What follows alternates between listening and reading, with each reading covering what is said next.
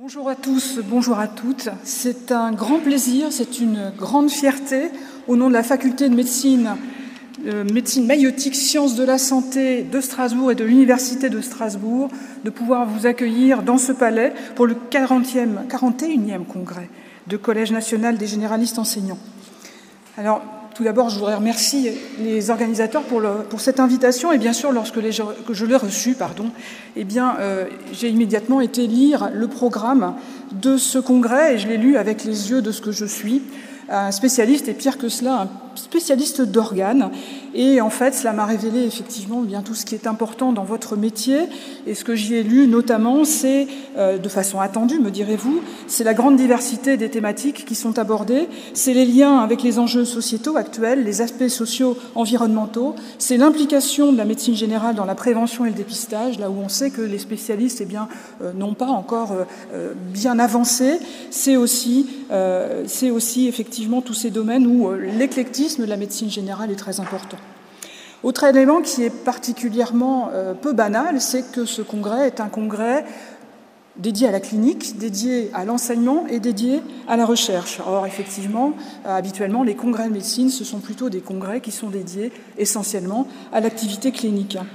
Donc c'est cette complémentarité en fait des différentes présentations qui vont être faites pendant tout ce congrès qui a été extrêmement intéressante à lire dans votre programme, l'équilibre effectivement entre les trois parties de ce congrès, entre les trois raisons d'être d'un enseignant-chercheur qui est de pratiquer son métier, d'enseigner ce qu'il sait et puis également de chercher pour améliorer la pratique quotidienne. Et puis vont émerger aussi de ce programme les questions que nous nous posons tous, quelle que soit notre spécialité, c'est que va-t-on devenir lorsque effectivement l'IA se sera installée dans notre pratique quotidienne, quel va être notre métier? Et ce sont des questions auxquelles il faut que l'on s'attelle tout de suite, bien sûr pour la pratique quotidienne, mais bien sûr aussi pour mieux former nos étudiants. Et on s'y attaque avec effectivement les représentants aussi de notre département de médecine générale à Strasbourg. Concernant l'enseignement, ce qui émerge du programme, c'est les qualités pédagogiques qui sont déployées dans les enseignements de médecine générale. Elles sont évidentes au travers des ateliers, des présentations. Et au sein des facultés de médecine, il faut qu'on travaille mieux ensemble de façon à effectivement bénéficier d'une prise en charge de nos étudiants et d'une pédagogie qui soit mieux adaptée à nos étudiants. Et ça, vous montrez quelques très beaux exemples au cours de ce congrès. Alors, je voudrais juste montrer deux exemples qui m'ont particulièrement intéressée et qui montrent pour l'un les lacunes, les carences de la formation qu'on peut donner en amphithéâtre.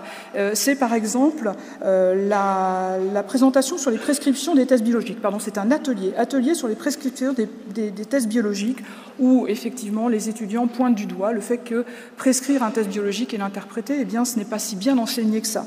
Deuxième point qui a été effectivement extrêmement intéressant à lire, c'est le déprescrire pour les nuls. On pourrait effectivement étendre cette notion à l'ensemble des médecins et ne pas juste la mettre dans un congrès de médecine générale.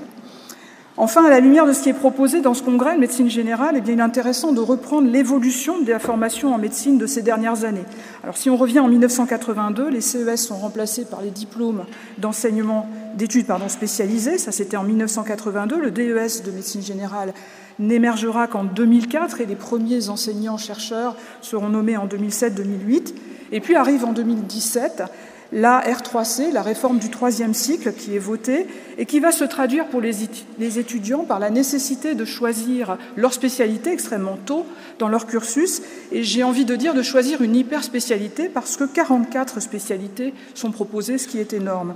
Et effectivement, de l'avis de beaucoup aujourd'hui, beaucoup d'enseignants, ce troisième cycle tel qu'il a été organisé aboutit à une hyper-spécialisation au détriment d'une formation plus polyvalente. Et beaucoup, en ce moment, réfléchissent à la mise en place d'une première année d'internat qui serait justement plus polyvalente, basée sur des compétences partagées par tous les médecins et qui serait sans doute beaucoup plus bénéfique à la prise en charge plus globale des patients et à la coopération entre médecins, mais aussi avec les autres professionnels de santé. Pour moi, vous l'aurez compris, le programme qui est proposé reflète le dynamisme et l'excellence de la médecine générale en France, de ses enseignants-chercheurs. Et j'aimerais terminer en remerciant chaleureusement les collèges du très Grand Est, puisque c'est Besançon, Dijon, Nancy, Reims et Strasbourg qui ont préparé ce congrès avec le CNGE. Et on sait le travail, l'implication que demande la préparation d'un tel congrès. Nul doute que cela sera une réussite. Merci à vous pour votre invitation.